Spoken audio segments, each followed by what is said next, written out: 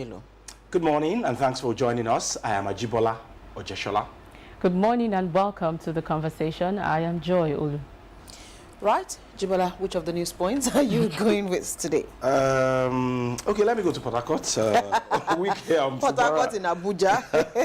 As usual, and I hope that this will be the last solution to this fight between the Godfather and the governor. And the Godson.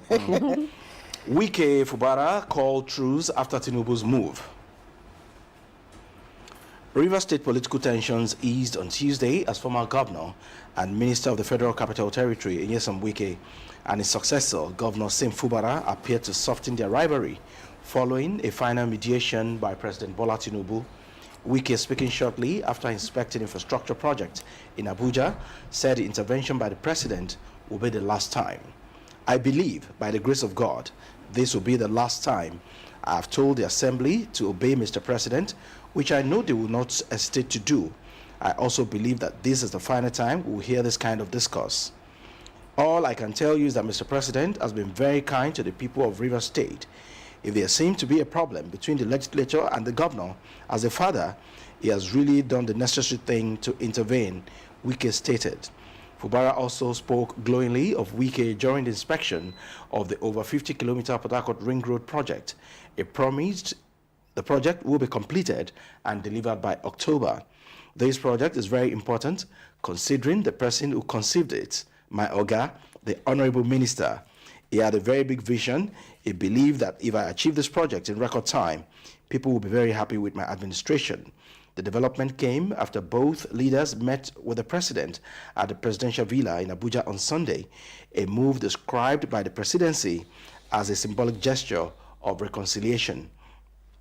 Following the meeting, both men reportedly left the villa in the same vehicle. The rivalry between Wike and Fubara began shortly after the governor assumed office in May 2023 and has since led to deep divisions within the State House of Assembly, repeated impeachment threats, and prolonged governor's challenges in Rivers State. The president had intervened previously in December 2023 and again in 2025 when he declared a state of emergency in the state and suspended executive powers before restoring civil rule 6 months later. Speaking to pressmen in Abuja on Tuesday, Wike said the president had acted in his capacity as a father figure and peacemaker, but stressed that such intervention should not be a recurring issue. He said Tinubu's intervention in the political crisis in Rivers State will be the final time it will step in to resolve the crisis. Speaking with journalists after inspecting ongoing road project in Life Camp and Kasana, Wike said, all I can tell you is that Mr. President has been very kind to the people of Rivers State.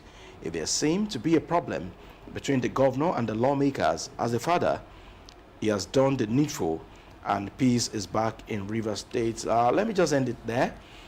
This will be the third time that Mr. President will be calling the two parties together. And each time we always hear the rumor that they had an agreement, and at the end of the day, they have not been able to work together. So I hope this will be the final intervention of Mr. President, and both the FCT minister and Governor Sim Fubara will find a lasting solution to this problem. Because, like Wike will say, agreement is agreement. If there is an agreement, why are you finding it difficult to keep to your terms of agreement? And you know, in politics, structure is very, very important. Wike has the local government chairman, he has the lawmakers, members of the National Assembly, and some other people that were appointed from Rivers State. So what Fubara is actually relying on to conquer Rivers is what I don't know. I don't know. But I think here you've said it, and what matters most here is this men are grown men. And they should take responsibility for whatever is happening in Rivers State. If the governor is not, being the godson that he should be, Wike should be the godfather that he is and allow for peace to reign. But again, as much as, we all keep saying, Nyesom Wike, Fubara too needs to do certain things. How can you be a governor for over 2 years? There are no commissioners. You are spending without approval. The budget, hasn't been presented properly. So let fair be fair. And yes, both of them left in the same car, even though they arrived separately. I'm just hoping that Mr. President also told both of them that this will be the last time I will mediate. If you people after now, you do not conform, the two of you will go. Abi. Go and sit down in your house now. If you don't want to be either the governor or a minister, how can you be fighting like small boys? What's going on? You're grown men, your fathers, maybe nearing grandfather self, and then you're still dilly-dallying over things like this. Go and sit down and face governance. And if you know that you're too big to face governance, then go and sit down in your house. Let other people take the positions. Why are you going up and down? Is Mr. President for Rivers State? Well, I'm happy that coming from Wiki, this is going to. He said that this will be the last time that Mr. President will meet. It is not hopefully. We Nigerians are saying it is not hopefully. It's okay. There shouldn't be another mediation. If they fail to conform this time round, Mr. President should deal with that. He should deal with both of them, not one person. Honestly, I think the governor of Rivers State should also stoop to conquer. Does it cost you anything to stand before the lawmakers, present the budget of the state, send them nominees for commissioners? Jibola, how many times did I call you? 3 times. You don't know what is happening in their midst. So leave them. Okay. Grow up. Stop behaving like boys. Grow up, be men. I am doing my day. Okay. So, because agreement, this agreement thing, I'm sure that it is not what we know. If it was what we knew or what we know, Abba, we should have reasoned past this. Let's take the second story this morning, and this one is quite worrisome. DSS warns of possible Kwara attack as OPC declares emergency. The Department of State Service Kwara State Command has issued a security threat or security alert to the Kwara State Police Command, warning of a possible attack on the Gbabe community in Barton local government area.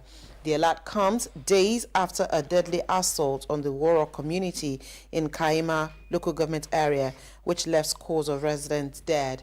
A copy of the letter signed by the State's Director of DSS in Kwara, J.S. Adams, and dated February 5, 2026, was addressed to the Commissioner of Police in Kwara State, Ilorin, amid rising insecurity across the Kwara North axis. The letter referenced S122/1/1897, entitled Threat of Attack on Babi Barton local government area, warned on the movement and build-up of armed men suspected to be Mahmuda elements around Kioro settlements in Gwanara district. Now I quote, report indicates possible threat of attack by armed group on Babi community.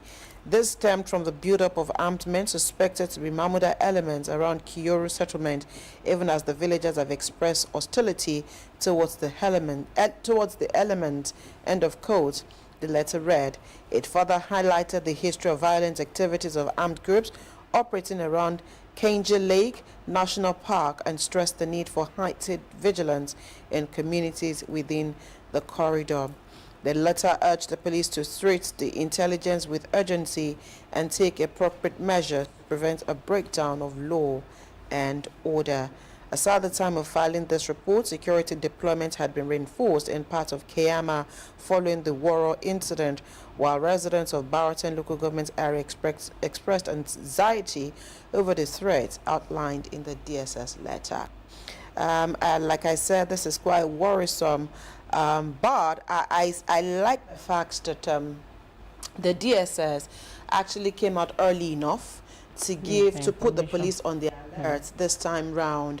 And I think the police shouldn't also take this lying down with kid gloves. Peradventure, if they're not able to handle this situation alone, this is a time for them to also call for help from other security agencies. This is a time for, the Nigerian military to support the vigilante. Yes, the local vigilante, the Mano. Everybody should, this time round be on the alert, because this has happened. And from the little I know about issues like this tempo needs to be sustained, because the attack might not come immediately now that they know that there's heightened alert. And so they may just wait for time before they strike. But it just means that around these listed communities, there needs to be effort on ground for things to be done. And there must be something in Kwara that is actually inviting or attracting these people. And I understand from, you know, some mineral, what do you call them? Miners. Not mining, but mineral resources. Mineral resources abound in several places in Kwara State, and so this is probably just a ploy to chase the community people away, so that, you know, those people can actually have access to those communities and do what they need to do at the free will. So this again is one thing that needs to be sustained. It's not something that, you know, this alert has come and then you think that in 2 or 3 days they do not come, you relax. It is not done. This has to be sustained for as long as possible, because again, it is just a way to also weigh the strength of our security officers or our security outfits. So a lot of work is cut out for the security agencies in Kwara State at the moment. Absolutely. And you know, intelligence is the backbone of any security architecture. Now you have the information. What are you doing with the information? And like you said, the kind of plan they are going to have for these communities should be holistic, in the sense that everybody must be carried along. The citizens, police, army, DSS, everybody must see themselves as a member of the same team. Because the previous attack, according to what I read, they actually wrote the community that they were coming to strike, and eventually they did. It appears that the security agents did not do anything proactive enough to actually nip that attack in the bud, and that was why we had a lot of casualties in that particular place.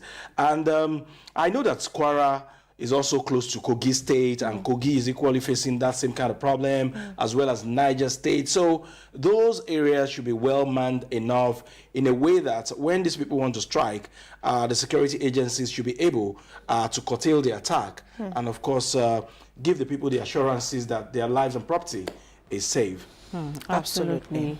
Absolutely. We do not want a repeat of what happened previous weeks. Government some people are afraid to go home now, sir, to go to Kwara. He just came back not too long ago, so he doesn't have to go back. All right. Government closes Lagos-Abeokuta Expressway for repairs. The Lagos State government has announced the partial closure of the Lagos-Abeokuta Expressway for a period of 4 weeks. The closure, starting Wednesday, February 11, is to enable the Federal Ministry of Works to carry out rehabilitation on some sections of the road, and this is coming from the Commissioner for Transportation, Oluwaseun Osiyemi. He disclosed this on X. He said the rehabilitation will cover the stretch from the U-turn bus stop to Songo Tollgate, affecting both inbound and outbound lanes of the expressway. To minimize traffic disruption, the Commissioner said the project will be executed in 2 phases. He explained that phase 1 will affect Abeokuta bound traffic, will run from Wednesday, February 11 to Wednesday, March 4, 2026, covering the section from the U-turn bus stop inward to Songo Tollgate. During this phase, traffic from Lagos Abule Egba inward to Abeokuta Songo Tollgate will be diverted to one half of the carriageway, approximately 20 meters away from the active work zone, and restored to full access after the work area. Okay. The phase 2, which will affect Lagos-bound traffic, will take place from Wednesday, March 4 to Wednesday, March 11, 2026, covering the stretch from Obadeyi bus stop to Ekoro Junction. I hope I got that right. Ekoro Junction. Ekoro. You know the place. If that's your location, you know it. Anyway, this construction is going to take 4 weeks. Well, I don't know. So I just want to ask, this question is honest. I'm not being sarcastic here. Is it that, do they ever think that these roads don't have a link? Because I can't understand why for 6 weeks you intend to give us 1 lane on the Lagos-Ibadan Expressway. And then here, Lagos Ibadan Expressway, Abeokuta Expressway. You're doing another for four weeks. How does this work? Can't you finish one? Before starting another one, why are you doing? Lagos is a funny place. You cannot beat the fact that these places are not linked. Oh, it's not possible. Can you finish with one before you go to another one?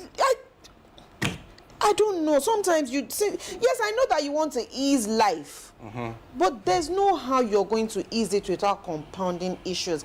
As of 3 p.m. yesterday, that road, toll gates going inward, was already a mess at 3 p.m. Imagine those going back home at night on that road. I don't know. And that's why I said, please, I want to ask a very honest question. I wasn't being sarcastic about it. There are some times that we just need to do things to ease headache. Instead of creating more. Well, what you have raised is quite valid. And when you look at Lagos Ibadan Expressway, high volume of traffic, Lagos Abeokuta Expressway, high volume of traffic, and I would have expected, like Abimbola raised, that the Ministry of Transportation should have been more strategic. Is it transportation or works? Sorry, should have been more strategic with the way and manner they are going to handle these reconstruction or rehabilitation. I know that Lagos Abeokuta Expressway is terrible. There are potholes everywhere. I pity the likes of Godwin, Adetola Kayode, and it's even so close to Adetola. No. Anyway, why is it only Lagos State that is carrying that responsibility? What about Ogun State? Okay, we have other issues. We need to quickly call a break for a little bit of housekeeping. We'll be right back.